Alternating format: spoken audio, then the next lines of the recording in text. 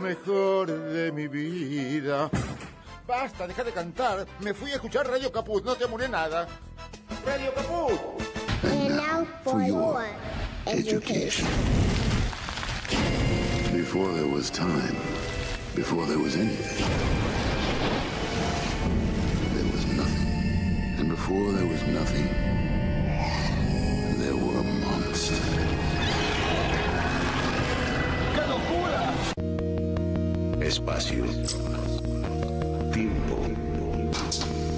La vida en sí misma. Los secretos del cosmos.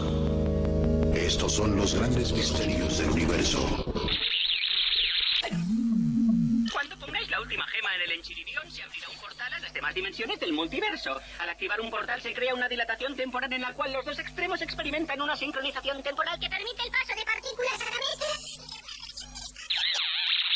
de... Y estoy en esta misión monumental para describir el funcionamiento del mundo, para iluminar los misterios del universo y explicar la vida como nunca nadie lo ha hecho, describiendo principios complejos de forma que los entiendan, para que... No importa un carajo, tómatela. Radio Caput. Perdón, no me gustó.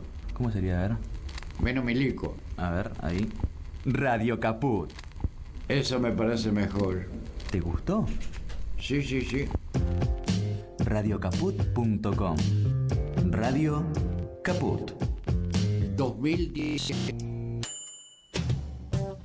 Radiocaput.com. Estás conectado. Estás en Caput. Aquí comienza Mundo en Clave. Una mirada diferente sobre el escenario internacional. Con Hugo Gulman y Larry Levy. Mundo en Clave. En Radio Caput.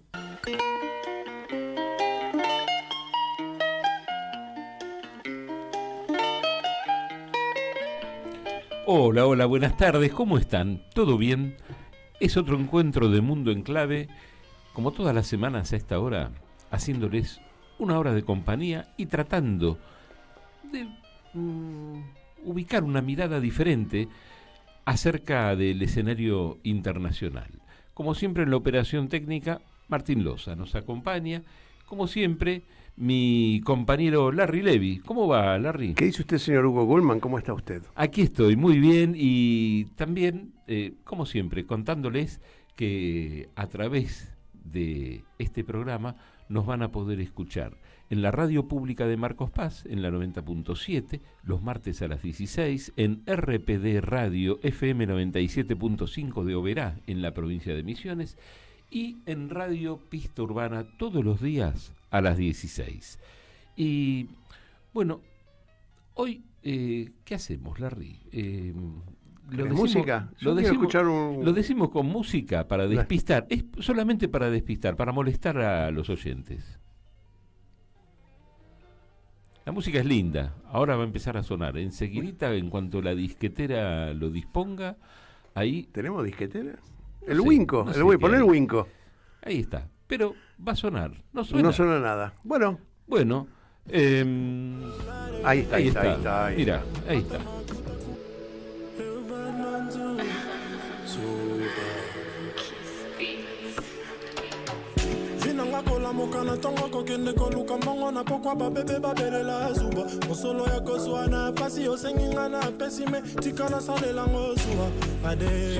Si uno mira todo el mundo, más o menos da fácil, ¿no? Decir, bueno, por lo menos ya lo ubicás dentro de algún lugar, ¿no? Porque dijo una palabra clave ahí en el medio, no nos dimos cuenta si nos escuchás con atención, ¿no? Dijo ahí está. No lo voy a revelar. Ahí está.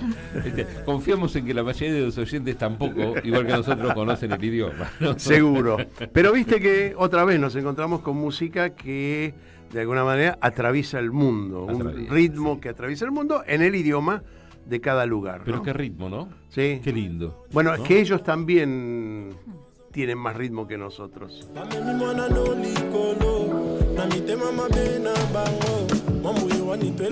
Igual podemos, para dar alguna mínima ayuda, que no vamos a hablar de un país. Y podemos decir, esta música es del Congo.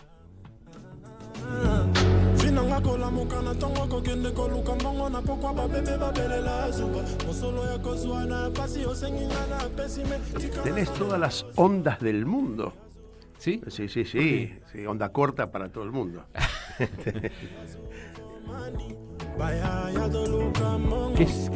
Suena muy lindo esto, ¿no? Qué lindo ritmo. Los que nos están viendo a través de YouTube ven que no estamos solos. Así que en un ratito les vamos a contar quién es la señora que nos está, o señorita, bueno, la mujer que nos está acompañando, ¿no? Mientras tanto, Larry Levy, con su editorial, les va a contar de qué estamos hablando. Hugo e invitada, ahora cuando revelemos el nombre. Cada región, cada continente tiene sus conflictos, sus gestos y sus modos. Aquellos que nos autopercibimos y nos autobautizamos como occidentales, además suponemos que dominamos la mirada, que dominamos los adjetivos y la estética, sin contar la moral y las buenas costumbres, categorías en las que nos sentimos dueños exclusivos y excluyentes. Como si el mundo, la civilización, existiese desde hace solo unas 5 o 6 centurias. Hasta pareciera que, de tan coyunturales que somos, detrás de nosotros solo existieron nuestros abuelos. Para los que así piensan y sienten, la historia es apenas una anécdota del tiempo o una disciplina descartable. Los bien nacidos, los rubios, de piel blanca y de ojos claros, los que habitan el hemisferio norte, esos clausuraron sus geografías con puertas de 7 llaves. Ser oriental o del sur nos ubica en categorías de menor cuantía y sin derecho a la dignidad. Y en caso de ser negro de piel, pues entonces vivir se convierte en un pesar sin fin. Algún poeta dijo que el sur también existe, y la metáfora incluye al distinto, al otro. Es entonces donde África, la tierra negra, responde con la sabiduría del lenguaje simple, simbólico e inclusive. Responde con la palabra Ubuntu, expresión de las lenguas bantúes del sur de África, fruto de un pensamiento colectivo, fruto de la idea de que uno construye su humanidad en reciprocidad con el otro. La ausencia de África en el protagonismo político e informativo no es casual, ni fruto de un cándido olvido, sino de un silencio intencional e imperdonable de un poder lleno de máculas.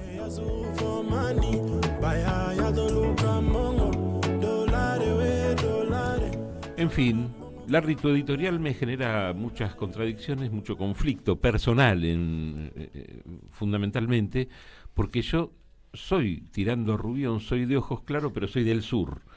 Entonces, mi deconstrucción va a tener que ser también por este lado, no solamente en cuestiones de género. No seas tan lineal, es un poco más simbólico, porque nos vamos a morir de literalidad, ¿no?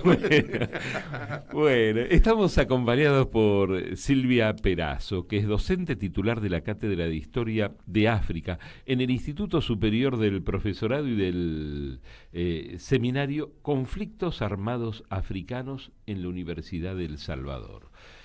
Preside ANUAR. Les cuento que ANUAR es una asociación civil dedicada a la promoción de las relaciones internacionales, la historia contemporánea y la política internacional. Y ha escrito innumerables artículos acerca del genocidio en Ruanda, tema interesante que lo hemos tratado hace un tiempo aquí, y sobre la historia de África contemporánea. Participa habitualmente en cumbres internacionales sobre temas vinculados a Naciones Unidas y a África, y justamente de África queremos hablar. Y bienvenida, Silvia. Y siempre preguntamos, como pregunta inicial, cuando hablamos de un país, ¿cómo está ese país? Hoy preguntar cómo está África es casi un absurdo, ¿no? Porque África son muchos países, es como preguntar cómo está América Latina y qué sé yo, cómo está Brasil, cómo está Argentina, Bolivia.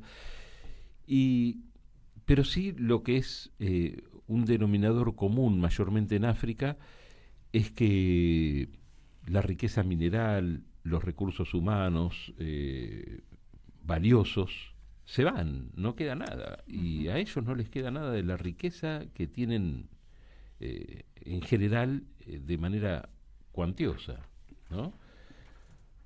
Bueno, primero muchas gracias por la invitación y por estar acá en el estudio, ¿no? Porque siempre es mucho más ameno hablar así.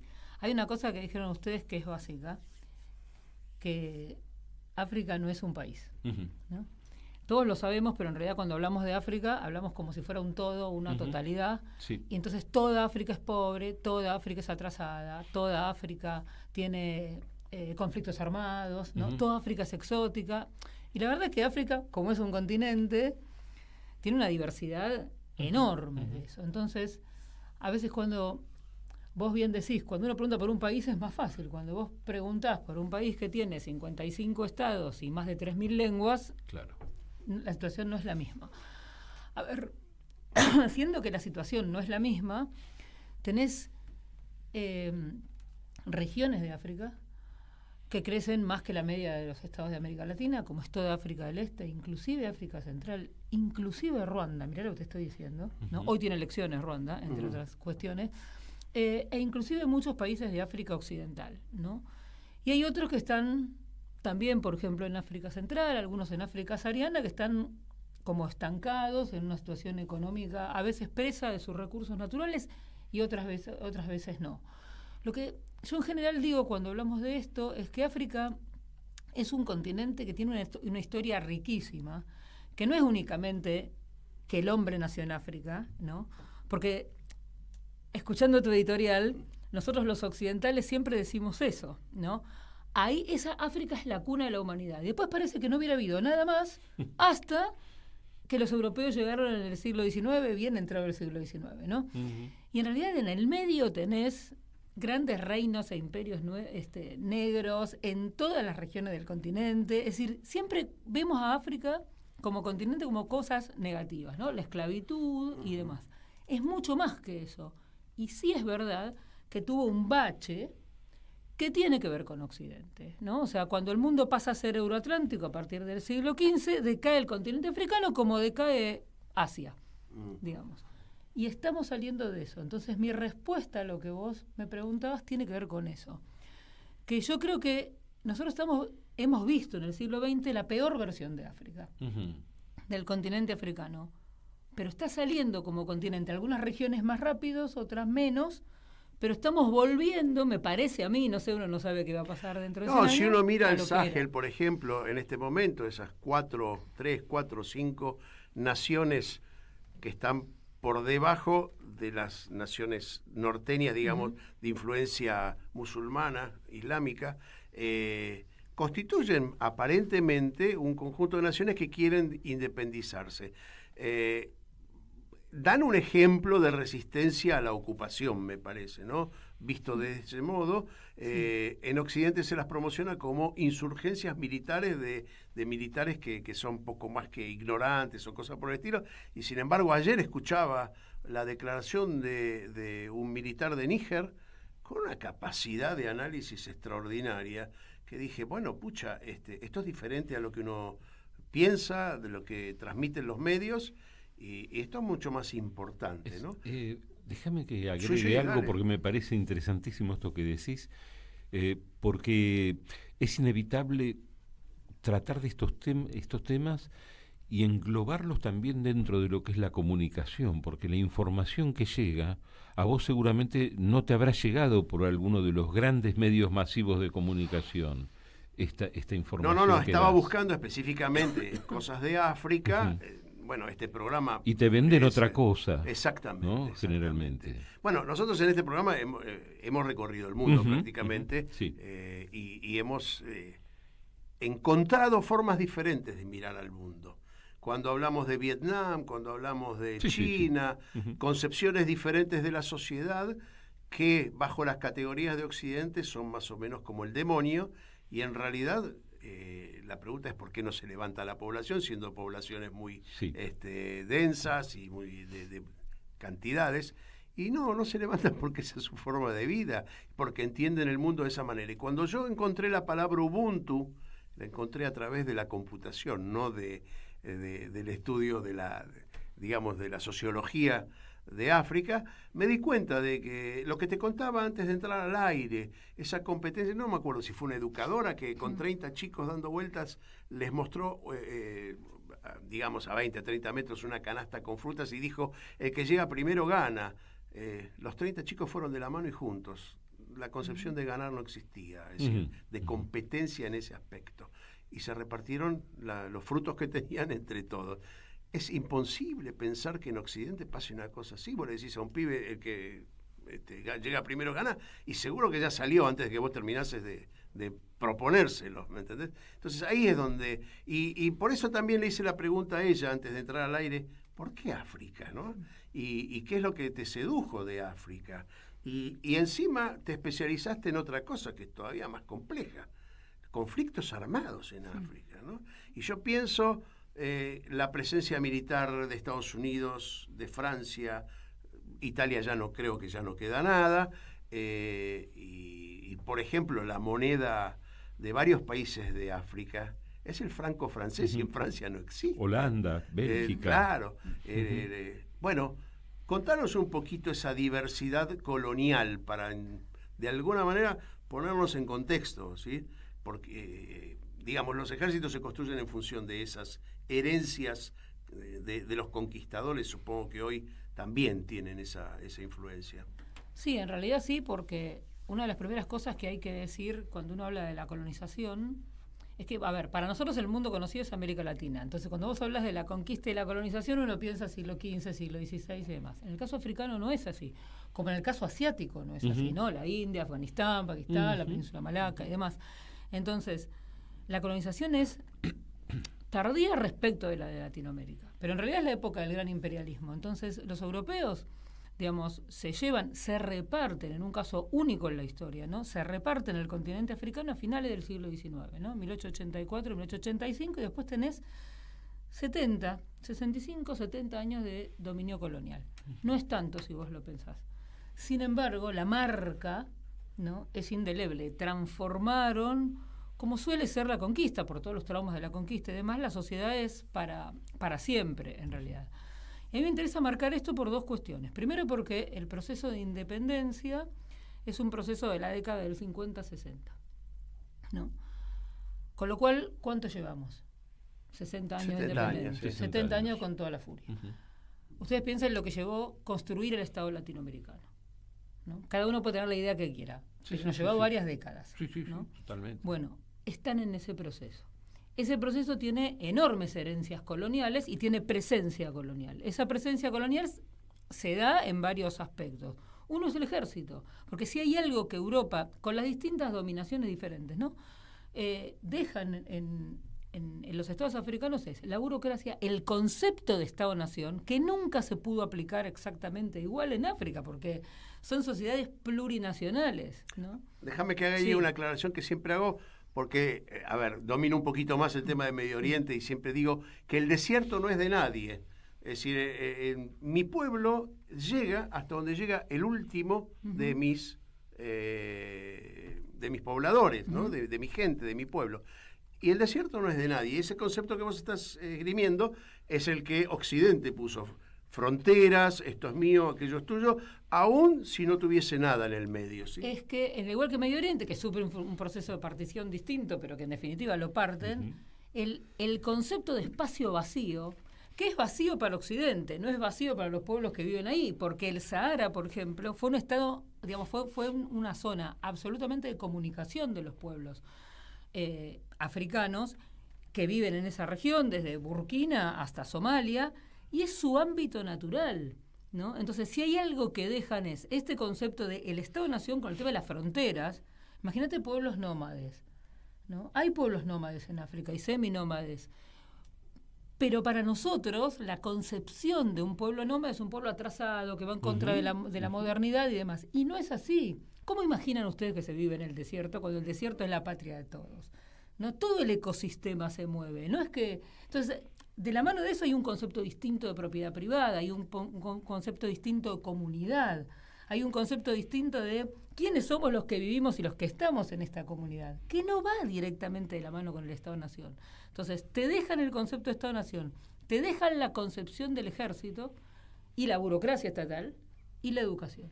Si vos vas en general a casi todos los estados de África, no vas a tener ningún problema si vos estudiaste acá, en Argentina. Porque que nosotros también tenemos una educación de corte europeísta. Absolutamente. ¿No? Y es equivalente a todos los sistemas educativos africanos, ¿no? Entonces, esa marca colonial lleva tiempo sacársela de encima, ¿no? Y pensar otra forma estatal, ¿no? Y pensar otras formas de autoridad. Y África en general, algunos estados más, otros menos, están en ese camino, en un camino de reencuentro, o si vos querés, de síntesis entre lo que dejó la colonización y qué podemos tomar porque nos hace bien, porque mejora nuestro bienestar, y qué cosas tenemos que volver a recuperar.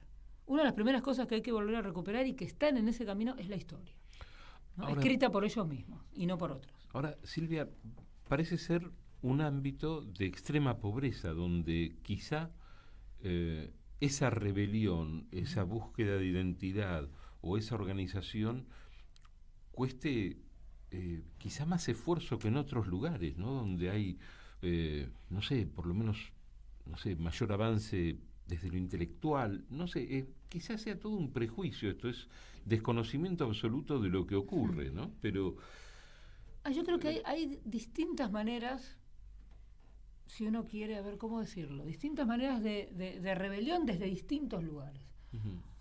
Hay pueblos en África que son muy pobres, muy pobres, sobre todo algunos que están en África Central, ¿no? Algunos del Sahel, ¿no? y demás. A veces cuando uno piensa en Malí, digo porque por ahí el que vos escuchaste hablaba sobre eso precisamente, y uno piensa lo que fue el imperio de Malí y demás, vos decís, ¿cómo puede haber llegado a esto? ¿No? Bueno, hay múltiples dinámicas. A veces tenés esos pueblos que desde la más extrema pobreza eligen a alguien, inclusive por aclamación, si querés, ¿no? A quien consideran que por su ascendiente,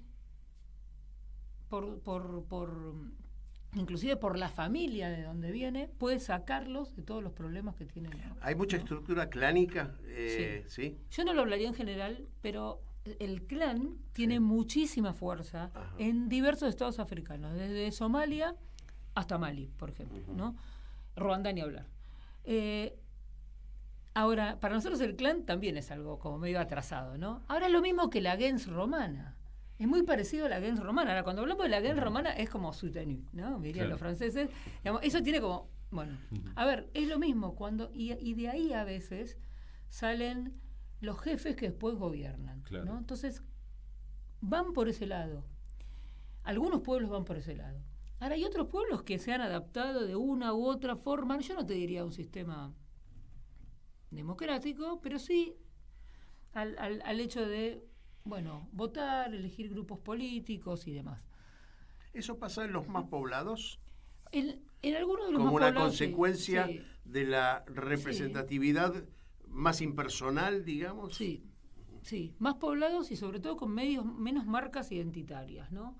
Porque cuando vos en un estado al que vos le pusiste arbitrariamente las fronteras, les sugerís, vamos a decirlo así, les sugerís el sistema democrático, lo primero que hay que formar son partidos políticos. Y lo más lógico en sociedades clánicas es que haya un partido por cada identidad. Para no decir etnia, porque la etnia no sé muy bien lo que es. Es algo indefinido, aunque a veces ayuda, ¿no? Pero inclusive en algunos lugares, por una cantidad de notas que hemos hecho, ¿no? Nos han hablado de muchos países donde las etnias convivían perfectamente, diferentes etnias, hasta que fueron invadidos y hasta que fueron colonizados, y que a partir de la colonización los colonizadores prefirieron el dividir y reinarás. Bueno, en algunos casos es así. Uh-huh. Ruanda es un ejemplo de eso. Ruanda, por ejemplo. Ruanda sí, es un ejemplo cual, de eso. Tal cual. Yo lo que siempre digo respecto a eso es como lo separo como en dos cosas, ¿no? Primero, digamos, África es pluridentitario, pluriétnico, como ustedes quieran, como son todos los continentes. Uh-huh. Es decir, todos los continentes son pluriétnicos y plurirreligiosos y demás. Y en general, los pueblos conviven, y conviven en paz. Uh-huh. Si uno lo piensa, en general conviven en paz. Yo a veces siempre le digo esto a mis estudiantes: ustedes díganme cuántos Estado-nación posta ustedes conocen. Bueno, me sobran, creo que los dedos de las dos manos, porque todos son pluriétnicos. El problema es cuando uno quiere homogeneizar, ¿no? O le quita las estructuras políticas, económicas, tradicionales que tienen, la forma de vida que tienen esos pueblos, y los obligas a convivir con otras reglas, por ejemplo. Hay pueblos que en África se llevaban mal desde antes de la colonización. Y hay otros pueblos, es el caso de Ruanda, que después de la colonización se llevaron peor, digamos, ¿no? Claro. Mucho peor. Porque el divide y reinarás no está siempre, ¿no? Porque en realidad es una estrategia de dominación. Cuando la necesitas la usás, cuando no la necesitas no. Claro. Entonces, hubo lugares donde no hubo necesidad de hacerlo, y otros lugares donde sí. Entonces hay sociedades más homogéneas, pero por ejemplo, el caso de Kenia, digo para salir de algunos casos de conflictos armados y demás. Kenia es uno de los estados que más crece de África, nunca tuvo golpe de Estado, ¿no? Con una democracia absolutamente imperfecta, porque te digo, ¿viste? O sea, nunca tuvo golpe de Estado, y en total tuvo 5 presidentes, lleva más de 60 años independiente, y algo que no va, ¿no? Bueno, claro. Ok. Pero las distintas etnias conviven, y has tenido elecciones violentas, y es la elección lo que lleva a la violencia muchas veces. Y sin embargo es uno de los estados que más crece. En los estados democráticos más poblados, ¿no? Donde ha aprendido el tema de las elecciones. Tanzania va por el mismo lado también. Y en otros lugares no va. Claro. Siempre me dicen, ¿por qué África tiene golpe de Estado? África tiene gobiernos autoritarios. Sí, pero no hay una única fórmula para el desarrollo. Es decir, nosotros no podemos vivir sin democracia. Claro. Nos ha costado muchísimo esto. Nosotros. No, otros no. Eso del autoritarismo es relativo, ¿no? Hay que pensar dónde estamos. En China uno puede pensar en el autoritarismo, un solo partido, sin embargo no hay esa vocación democrática, digo, occidental, ¿no? Y cristiana. Dale, sí. No, pues tenemos que ir a la pausa, dale. Pero me gustaría dejarle una pregunta a Silvia para dentro de un ratito, cuando volvamos, acerca de la funcionalidad de los organismos internacionales, ¿no? Que ¿cuánto ayudan? O primera pregunta, ¿ayudan? Vamos a la pausa y enseguida seguimos con más Mundo en Clave. Enseguida volvemos con más Mundo en Clave. Siempre en Caput. Mandanos un WhatsApp. Mandanos Sarasa y Noticias. 11 65 16 44 46. Unidos y fuertes, luchamos por nuestro sueño, no importa el que dirán. Somos los sub-30 y vamos por más, no nos rendiremos, vamos a ganar, no nos rendiremos. Lunes a las 5 de la tarde. Radio Caput presenta Sub-30.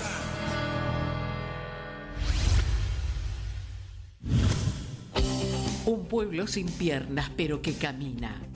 Columna vertebral. Estamos atrapados en la misma red. No vamos a quedarnos tirados en el piso sin intentarlo todas las veces que sea necesario. Columna vertebral. Todos somos héroes anónimos. Los lunes a las 6 de la tarde. En Capó.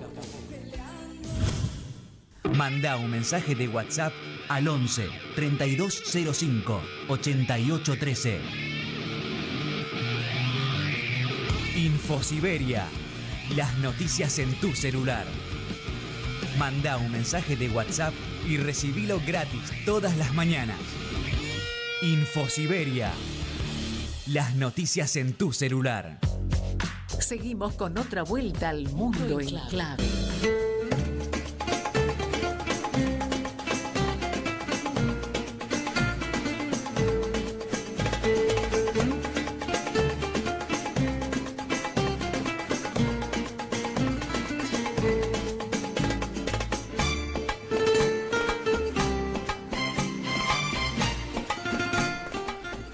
¿Te gusta esto? Sí, yo puedo bailar.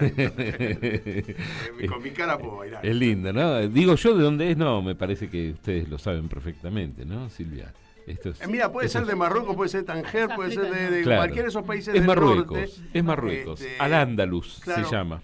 Ahí está la Este transferencia más importante de la colonización, ¿no?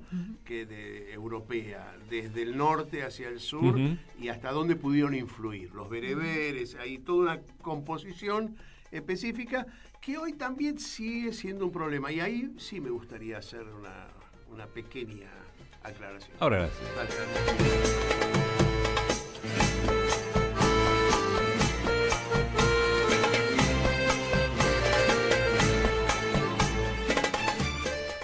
Bueno, ahí seguimos. Y Marruecos encima es uno de los mejores ejemplos de convivencia. Porque han convivido ahí un montón de pueblos, etnias o como la querramos llamar, en absoluta paz durante siglos. ¿Sí? Ahora, pregunto, y es algo que me interesa por la actualidad, no me quiero extender mucho porque quiero conocer África un poquito más. Y no vamos a terminar, Silvia, yo te prometo que dentro de unos meses te volvemos a llamar porque vamos a tener que profundizar. ¿Vamos a ir con esta pregunta o vamos con la anterior y después nos metemos en esta? Primero que resuelva la anterior, vamos. Así como buena profesora que resuelva la anterior y después le preguntamos. Dale, bueno, dejábamos abierta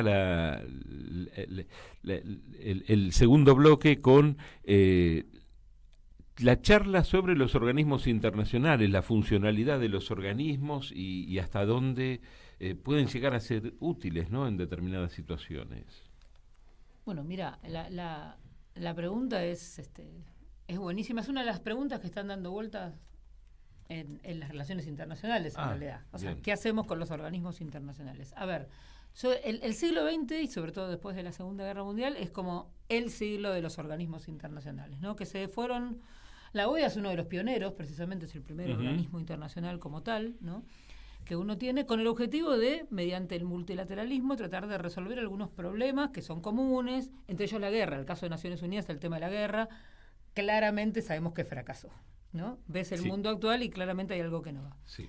¿Qué es lo que a mí me parece? Yo creo que los organismos internacionales, digamos, fueron creados con determinados objetivos en un orden internacional específico. Ese orden internacional específico cambió. Y los organismos permanecieron igual. Entonces, no se adaptan al mundo actual, ¿no? Si yo para sacar una resolución tengo que debatir un mes en la época de la quinta revolución industrial, pero cuando estábamos en la segunda revolución industrial, no sé si me explico. Sí, perfectamente. No se adecuan a los tiempos, ¿no?, en los que hay que resolver, y no se adecuan a los mecanismos. Dicho de otra forma, ponemos el caso de Naciones Unidas porque por ahí es el organismo internacional más grande, el más complejo, y lo mismo puede caber para la OEA, lo mismo puede caber para otros organismos internacionales. Ahora hay nuevos organismos, pensaba en los BRICS, por ejemplo, que tienen un concepto diferente. Muchachos, no importa que tenemos diferencias en lo político entre ustedes y nosotros, pero tenemos un potencial en común que podemos explotar, ¿no? Pero precisamente eso es lo que yo estaba tratando de decir, que vos lo dijiste mejor. Es decir, los BRICS, hasta el G20, ¿no? El G7 o el 8, ¿no? No son organismos, técnicamente no son organismos internacionales, son foros. Entonces, nos juntamos cuando queremos, no tenemos sede, no tenemos órgano, no tenemos carta constitutiva, no tenemos. No tengo necesidad de sacar una declaración, o el Consejo de Seguridad, o la Asamblea General, o la Asamblea General de la OEA, no tengo obligación de eso. Entonces, es pero más tenemos rápido. Un banco. Claro, pero es más rápido, es más dinámico, nos ponemos de acuerdo más fácil, no tenemos que andar mandando embajadores que estén allá, es mucho menos costoso, los organismos internacionales son costosísimos. Entonces, se adecua mucho más al actual orden internacional. Yo tengo un amigo que dice, el multilateralismo está en crisis, o sea, claramente está en crisis. Absolutamente. Y está pasando, eso en África se ve, por la diplomacia de múltiples partes. Los BRICS es eso. Tengo varias partes con las que me llevo bien y nos juntamos. Y necesariamente no tenemos que tener ni el mismo sistema político, ni la misma situación económica, ni siquiera los mismos intereses. Pero podemos complementar. Mejor ejemplo son Rusia y China, que están entrando a África. Bueno, y eso un poco se emparenta con lo que yo quería preguntarte, que es, así como hay influencias de acuerdos regionales y de conveniencia económica y de desarrollo, hay influencias, y una de las más preocupantes, a lo mejor es un preconcepto, es, por ejemplo, los grupos radicalizados de origen islámico, ¿no? El Boko Haram y milicias islamistas, que no sé si son, digamos, bien recibidas en África, pero sí son bien usadas, ¿sí? Por los poderes reales. Es decir, no sabemos quién financia todos esos grupos. Seguramente no son locales, ¿sí? A ver, el islamismo es el islamismo, digamos, no me gusta decirlo así porque no quiero caer No en quiero discriminar, ¿no? claro, la xenofobia es otra cosa. Esos grupos radicales cuyo origen, por lo menos el origen más cercano, también tiene que ver con Occidente. Si uno piensa en los hermanos musulmanes, ¿quién lo financia, no? Tiene que ver con Occidente. Y en cierto aspecto, yo estoy tratando de explicar, no estoy tratando de justificar. Quiero que en cierto aspecto es una forma de oposición a Occidente, mal radicalizada, violenta, porque y a veces son extraterritoriales, que eso es lo más interesante. Es que no todos los grupos, pero la mayor parte de eso, una de las características es la extraterritorialidad. O sea, son transnacionales. El Estado Islámico es uno de los ejemplos más claros. Bueno, en África está... se llama AQIM, Al-Qaeda in the Islamic Maghreb, está Ansarul Islam, está el Muyao, está Boko Haram, que aparte hacen alianzas y hasta hay federaciones y confederaciones de grupos islámicos con objetivos que son diversos, absolutamente diversos. Ahora, a mí siempre me preocupó viendo esto, estudiando esto, que tenían arraigo en algunos lugares. Y ahí voy a lo que vos me decías antes del tema de la pobreza, ¿no? Y lo linkeo con otra cosa que vos me decías antes, que el tema del Estado. ¿Dónde más prendieron esos movimientos radicales islamistas? En el inicio, porque después cambia, pero en el inicio. En aquellos lugares donde el Estado no está. O sea, si no me preguntes, la ausencia del Estado y la pobreza. Entonces, exactamente, cuando vos me decís, en 2011 se inquistaron en el norte de Mali, viene de antes esto, pero igual. Ahora, no sé cómo, pero a Kim le llegaba a estas poblaciones totalmente abandonadas por el Estado, porque además eran de la etnia contraria a quien estaba gobernando, entonces más te lo hago como castigo que no voy ahí, ¿no? En esos lugares a Kim le llevaba el agua potable, la sala de primeros auxilios y la educación que son las madrazas, lo que quieras, ¿no? Y cierto bienestar en el medio del desierto, ¿no? Entonces, y ahí viene la cuña de encontrar algunos serán mujahidín, otros serán guerreros del Islam, o sea, lo que sea.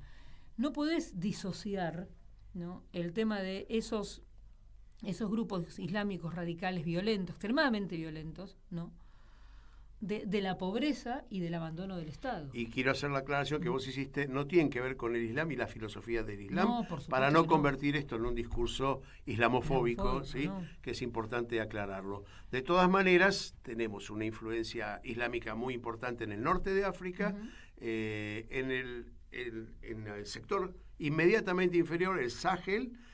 ¿Cuánto hay de diferencia entre África Occidental y África Oriental? ¿Cuáles son los rasgos que definen uno y otro lado? Bueno, mira, los pueblos son distintos, ¿no? Necesariamente. O sea, eso es como, viste, comparar, no sé, México con Argentina, ¿no?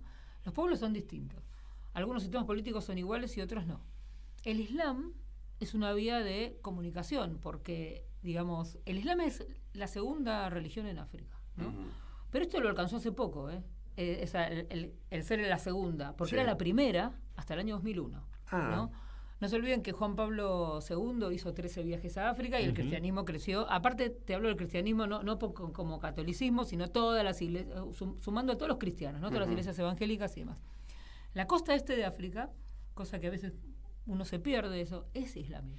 Ajá. O sea, históricamente es islámico. Está Estás vinculado hablando de Egipto, Eritrea. Eritrea, Somalia, Kenia, Tanzania, el norte de Mozambique, es decir, toda la costa oriental. Está más cerca de África y de Asia. La península arábiga, Exactamente. digamos. Entonces, toda su vida han tenido contactos y el árabe, inclusive los árabes preislámicos, estaban, digamos, en combinación con ellos. Sin embargo, el Islam de unos y otros es muy diferente. El Islam del este de África es mucho más sincrético, convive con el Ubuntu, con la magia de la adivinación, las concepciones filosóficas africanas. Puedes encontrar mujeres con velo, ahora si las encontrás con velo, el velo es turquesa, rosa, amarillo, ¿no? Con una versión, digamos que porque quieren o significa algo. Porque quieren, inclusive porque ellos han sincretizado, ¿no? Las mezquitas son distintas. Las mezquitas pasás y no las ves, no tenés los minaretes ni ninguna de esas cosas, son hasta cuadradas, digamos. Y se visten de otra forma, o sea, cuando lo explicás, a veces ellos te dicen, ¿cómo puede ser que sean islámicos? Si mira cómo se visten. Y pero, a ver, mi amigo, ¿no? Como uno dice siempre, no tiene que ver la vestimenta.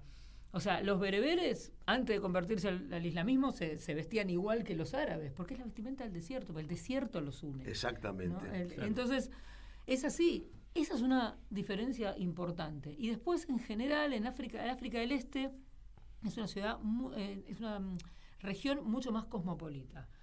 Forma parte del circuito del Índico, que como nosotros estamos en el Atlántico y lo único que vemos es el Atlántico, eso nos parece como que... Claro, por eso vemos Angola nada más, digamos, como exactamente, influencia. Nigeria, pero y Sudáfrica, ¿no? Claro. Pero cuando vos vas a África, y hay otros referentes de África, Etiopía, Kenia, mismo Ruanda, ¿no? Nigeria, por supuesto, Ghana, Senegal, ¿no? Marruecos, para que no quede mal. Uno de los ejemplos más interesantes fue Libia en su momento, claro. Que bueno, Ya Occidente pasó, barrió ¿no? con Libia porque no le convenía. Y ahí tenés una buena síntesis de África, porque es el Islam repartiendo riqueza que parecía socialista, o lo era, y que su intención era formar una nueva moneda que disputara el dólar para poder enriquecer o distribuir la riqueza de otro modo, y eso era contagioso para el resto de África. Por eso tuvieron que eliminar, ¿no? Es decir, hace poco, y fíjate quién lo señala, una fascista como Miloni, que fue la que señaló hace pocos días el destino de Libia, ¿sí? En ese aspecto que estoy hablando en el político. Bueno, a ver, ¿cuál es el país más avanzado, digamos, económicamente y políticamente de África? Wow, vaya uno a saber, ¿no? Yo traté de buscar y hacer una especie de ranking, lo cual no es muy serio como investigación, pero de alguna manera nos da alguna pista. Busqué los mayores PBI de África, ¿no? Y pedí en esa inteligencia artificial que me dice los 10 primeros. Y me dijo, Nigeria es el primero, Sudáfrica es el segundo, Egipto el tercero, Argelia, Etiopía, Kenia, Angola, Ghana, Tanzania y Sudán. Son los 10 países con mayor PBI. ¿Podemos trazar algún tipo de línea? Yo no veo línea acá. No. Porque tenemos Egipto del lado derecho, Argelia, del lado derecho al este, Egipto en el norte, Etiopía, Kenia, Angola del lado del Atlántico. Digamos, hay un popurrí, digamos, de países y de influencias. El ranking está bien, te lo tiró bien la inteligencia artificial. ¿Qué sé yo? ¿Viste? Yo ya no le creo a nadie. Yo de todas maneras, viste, haría siempre la diferencia de una cosa del PBI y otra cosa es realmente la distribución de la riqueza. Ajá. Entonces, ahí tenés algunos de los estados que vos nombraste, es verdad. Etiopía creo que estaba por ahí, Etiopía es uno de los estados que más crece de África también. Nigeria, por supuesto, Sudáfrica, Egipto, pero en los índices de desigualdad, si vos lo mezclas con los índices Gini, por ejemplo, de desigualdad, ahí tenemos muchos en el debe, muchos en el debe. Yo ahí le agregaría, ¿no? Ahora que están creciendo, ¿no? Por ejemplo, ingentes clases medias que hace 40 años no había, vos tenés en muchos lugares. Senegal, Ghana, Costa de Marfil, Ruanda, Kenia, por supuesto, Botsuana, que lo escuchábamos, ¿no? Sí. Al principio, Tanzania, son sociedades donde el PBI va creciendo, pero además se va dando... Hay distribución. Hay cierta distribución. Y hay algo que me parece que es fundamental para hablar de esto, que es el lugar que tienen en estos países que yo te dije, la educación. Los padres pueden ser pobres, pero los chicos van a la escuela y van impecables a la escuela. Y de ahí sale la generación de gente que antes tenía escuela secundaria y sus hijos ya están en la universidad y van a un futuro mejor. ¿Hay luchas ganadas por los derechos sociales? ¿Podríamos plantearlo hay luchas así? ganadas por los derechos sociales, no a la forma argentina, ¿no? Pero sí, claro que tenés, ¿no? El de reclamos de leyes, por ejemplo, ¿no? Es decir, hay como en el tema de las luchas hay luchas sociales y empiezan a haber otras luchas por otros derechos. Claro. Exención de derechos, lo que en Occidente conocemos exención de derechos. Te iba a preguntar así dos cositas más cortitas. Una, si también esa lucha por los derechos sociales se convierte en lucha y éxitos por los derechos gremiales. Bueno, eso no, más o menos. A ver, sindicatos y gremios hay en todos lados, ¿no?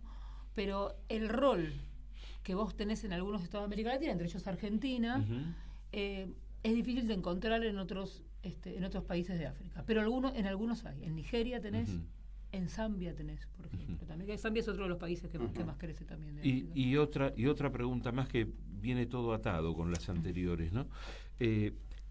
Esos lugares donde sí han tenido logros a nivel de derechos sociales y algunos laborales, o por lo menos hay más cantidad de trabajo o trabajo un poquito más digno, genera también admiración y réplica o búsqueda de igualdad en los otros países. ¿Son muy mirados esos países por los vecinos o por otros países de África?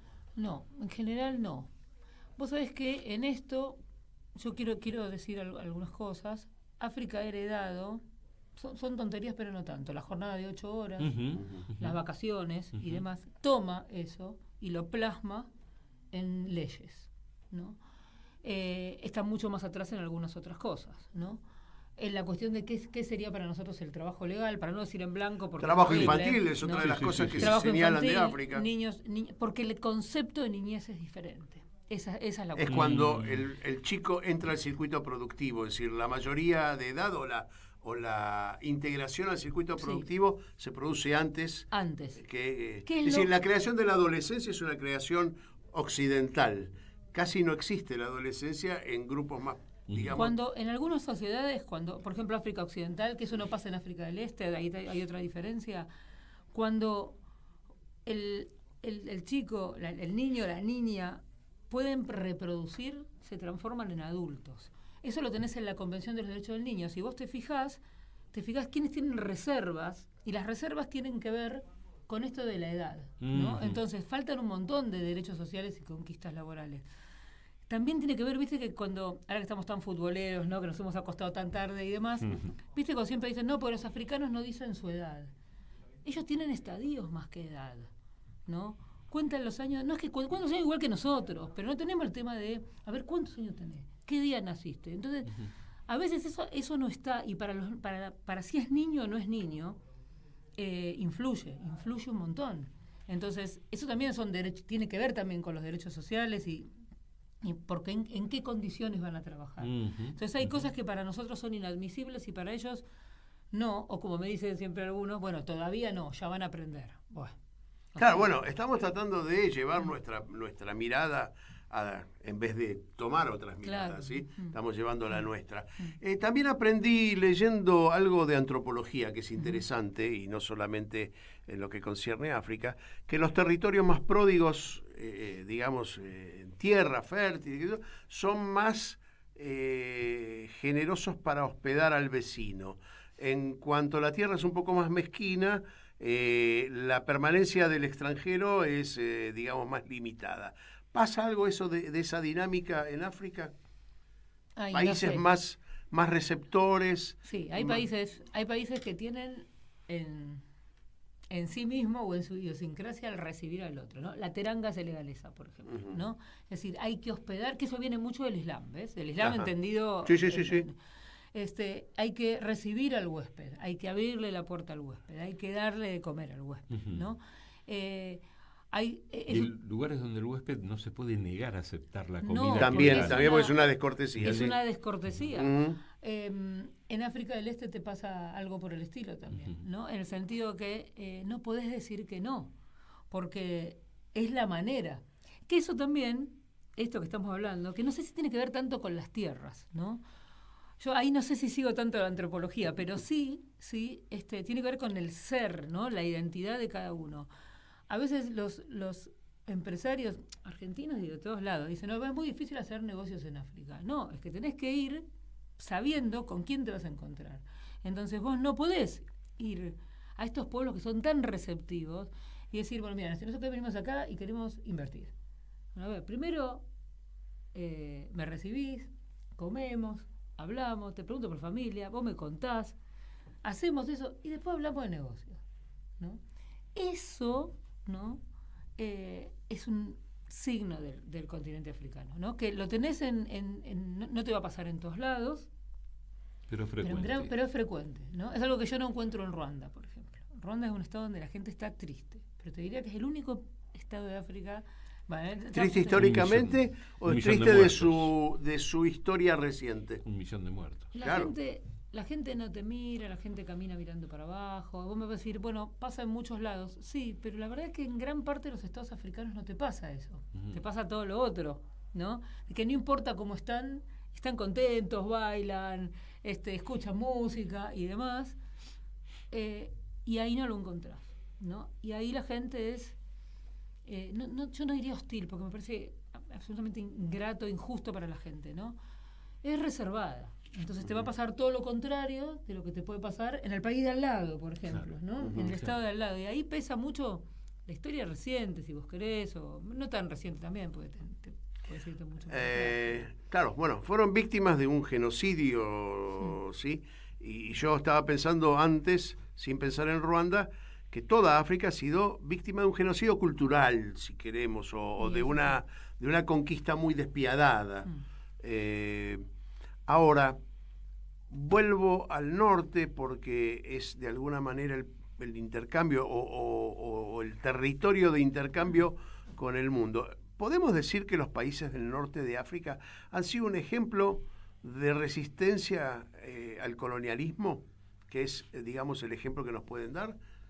Hablamos de Argelia, hablamos, Marruecos menos, Marruecos tiene un sistema propio, digamos, pero Libia, ¿sí? Todos los países del norte resistiendo a Europa, ¿no? Yo creo que, a ver, es un ejemplo, yo creo que toda África resistió al colonialismo. Lo que pasa es que lo que más vemos es, bueno, Argelia, por supuesto, sí, ¿no? Libia, mismo Marruecos, porque Marruecos sale el rey de Marruecos y se carga, como diríamos nosotros, todo el pueblo, ¿no? Y es él es el líder de la independencia, vamos a decir así, ¿no? Egipto, que también tiene eso es verdad, pero también tenés que considerar que todos esos estados su historia siempre ha sido con Europa, porque miran al Mediterráneo, más allá de que ahora miran también al continente es un balcón hacia Europa. Claro, exactamente. Ahora, la resistencia la tenés en todos lados. La resistencia a Mau Mau, por ejemplo, ¿no? Las rebeliones Hutus en Ruanda, no entrar en Sudáfrica, ¿no? Pero, por ejemplo, Angola y Mozambique, las guerras de liberación de Angola y Mozambique, menos conocidas o con menos prensa, digamos, que la de Argelia, pero que también, o la de Guinea-Bissau, o digamos, los gremios en Zambia, que se cargaron no solamente la parte de los mineros, sino además unieron eso con el reclamo de independencia. Entonces es un caso muy interesante para ver. No solemos ver todos esos movimientos que hay anticoloniales, Silvia, que son muchos, digamos, en África. Se nos está yendo el programa, estamos terminando. Ahora, mira, Martín va a pasar un tema musical que es de Ruanda, justamente, ¿no? Y lo va a pasar bajito para que vos puedas despedirte. Me gustaría preguntarte algo sobre el final, ¿no? Que quizás sea mucho más personal la pregunta. ¿Cambió tu vida después de meterte a estudiar mucho África?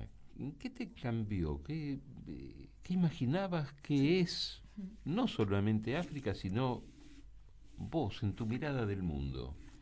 Mira, todo cambia. Mi vida personal cambió, mi vida profesional también cambió, porque te sitúas en otro lado. Vuelvo al editorial del inicio, ¿no? Cuando te parás en otro punto, las cosas se ven distintas y se ven diferentes. Y lo que a mí me aportó África es mirar las cosas desde otro lado y poder empezar a discutir con esa mirada hegemónica que uno la tiene incorporada como si fuera la verdad, y que cuando te parás en otros lugares, entiendo que la gente que estudia Oriente es lo mismo, te das cuenta que hay otros mundos. Hay otro concepto de la vida, hay ¿no? otro concepto de la vida. Y conviven con otras cosas, con otros valores que nosotros no conocemos. Exactamente. Yo te iba a preguntar si tenés la posibilidad, un tiempo no muy lejano, de que volvamos a tocar a África, pero que le demos un tinte, digamos, particular. Por ejemplo, agarrar y hablemos de la economía en África, porque me parece que lo que va a cambiar el horizonte y la geografía africana va a ser la economía. La economía entendida desde otro punto de vista, quizás más cercana a la China, quizás más cercana a Rusia, y mucho menos capitalista en términos de crueldad económica, por llamarlo de alguna manera, ¿no? Que es lo que propone la distribución, que es lo que propone el capitalismo, ¿no? Que hay otras maneras de enfrentar la realidad y transformarla, ¿no? Son las 3 de la tarde. ¿Las 3 de la tarde? No, son las 5 de la tarde. Nos tenemos que ir. Hay que ir a tomar el té. Al estilo inglés. Al estilo ruandés, ahora con esta música de Ruanda. Silvia Perazo, muchísimas gracias por acompañarnos. Nos diste una clase muy didáctica y muy amena también. Martín Loza, gracias por acompañarnos. Larry Levy también, y a toda la gente de las radios que después repiten el programa, como la Radio Pública de Marcos Paz, como RPD Radio de Oberá en la provincia de Misiones y Radio Pista Urbana. Nos reencontramos la semana que viene a la misma hora. A la misma hora en cualquier radio que nos escuchen, dentro de una semana. Chau, esto es Mundo en Clave.